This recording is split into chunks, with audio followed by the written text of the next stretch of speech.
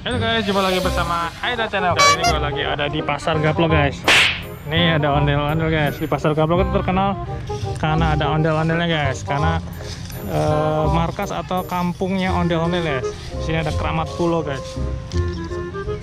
Ini pemandangannya guys. Di sana juga ada ondel-ondel guys.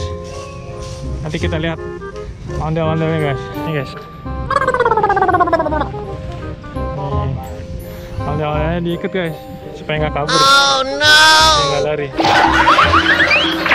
Ini ondel-ondel dari Bintang Aksana guys.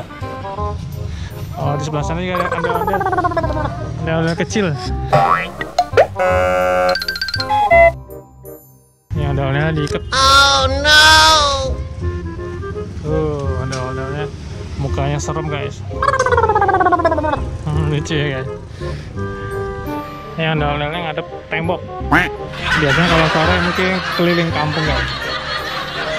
Ini nggak kelihatan mukanya nih. No.